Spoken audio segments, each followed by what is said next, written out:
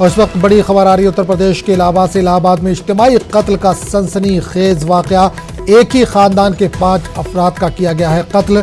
सोराव थाना के यूसुफपुर गांव में पेश आया यह वाकया। सोमदत्त तिवारी और उनकी अहलिया के साथ बच्चों का किया गया है कत्ल। बाहमी रंजिश कत्ल की वजह बताई जा रही है। पुलिस मामले की तफ्तीश में मसरूफ। आपको एक बार फिर बता दें, बड़ी खबर आ रही है इलाहाबाद से। इलाहाबाद में इज्तिमाई कत्ल का सनसनीखेज वाकया पेश आया है। एक ही खानदान के 5 अफराद का कत्ल कर दिया गया है। सोराव थाना के यूसुफपुर गांव में पेश आया ये वाकया। सोमदत्त तिवारी और उनकी अहलिया के साथ 2 बच्चों का कत्ल किया गया। इस पूरे मामले पर बात करने के लिए सीधे रुख करेंगे इलाहाबाद का, जहां से हमारे नुमाइंदे मुश्ताक आमिर इस वक्त फोन लाइन के जरिए जोड़ रहे हैं। मुश्ताक, इलाहाबाद में सनसनीखेज कत्ल का वाकया पेश आया, 5 लोगों का कत्ल किया गया है, क्या वजह बताई जा रही है? अब तक कुछ खुलासा हुआ? आजम, देखिए, ये दर्दनाक वाकया इलाहाबाद से तकरीबन 35 किलोमीटर दूर सोराव कस्बा है, वहीं से लगा हुआ मुत्तसिल एक गांव है यूसुफपुर। वहां अला सुबह या देर रात 5 अफराद का कत्ल हो गया है। ये तमाम अफराद एक ही खानदान के हैं। सोमदत्त तिवारी, उनकी अहलिया और 2 बच्चों का कत्ल हुआ है। एक और फर्द का कत्ल हुआ है जिसकी अभी शिनाख्त नहीं हो पाई है कि वो कौन है, उनके अहले खाना में से हैं या कोई और है। और ये अभी तक पता नहीं चल पाया है कि ये जो इज्तिमाई कत्ल हुआ है और एक ही घर के अफराद को कत्ल किया गया है, इसकी वजह क्या है। जो गांव के लोग बता रहे हैं वो ये बता रहे हैं कि सोमदत्त तिवारी की जो दुश्मनी थी कुछ लोगों से, उनकी कुछ झगड़े चल रहे थे, तो ये आपसी रंजिश की वजह से भी ये हो सकता है।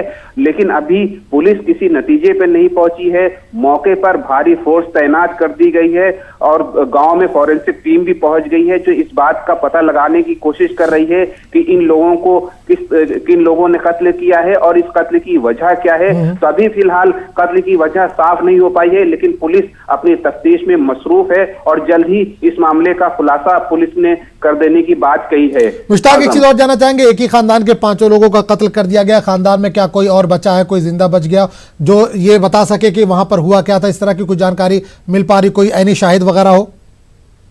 एक मुश्किल ये आ रही है आजम कि यहाँ जिस तरह का मौसम है, खासतौर से यूपी में जो इस तरह का जो मौसम है, 5 डिग्री और 4 डिग्री सेल्सियस सर्दी है, उसमें घना कोहरा होता है और गांव में जो है लोग बहुत जल्दी सो जाते हैं और देर में सूरज निकल रहा है, उजाला बहुत देर में हो रहा है, घरों से लोग बहुत देर में निकल रहे हैं। तो कुछ पता नहीं चल पाया कि उस सोमदत्त तिवारी के घर में आखिरकार हुआ क्या और किस वक्त उनको कत्ल किया गया।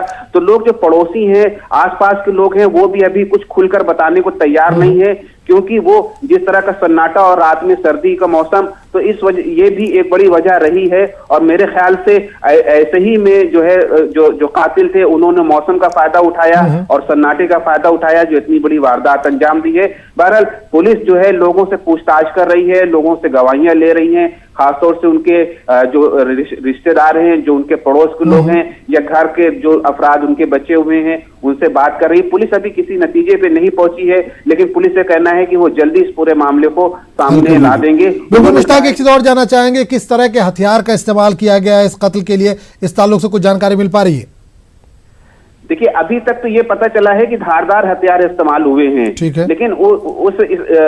लेकिन जो 5 लोगों को कत्ल किया गया है, तो जाहिर है कि एक बड़ी तादाद है। 5 अफराद को एक साथ कत्ल करना एक बहुत संगीन जुर्म है और एक बड़ी दीदा दिलेरी का काम है। तो उसमें किस तरह के हथियार इस्तेमाल किए हैं, ये भी अभी फॉरेंसिक टीम जांच कर रही है और वहां पर किसी को जाने नहीं दे रही है। लेकिन ये पता चला है, जो जराइज के जरिए से मालूम हुआ है, वो ये कि रवायती हथियार इस्तेमाल हुए हैं, धारदार हथियार इस्तेमाल हुए और इनको इस तरह से बेदर्दी से कत्ल किया गया है। पुलिस अभी फिलहाल कुछ भी बताने को तैयार नहीं है, वो अभी वेट करने के लिए कह रही है और कह रही है वो बहुत जल्द किसी नतीजे पे पहुंच जाएगी। चलिए, बहुत बहुत शुक्रिया मुश्ताक इस तमाम जानकारी के लिए।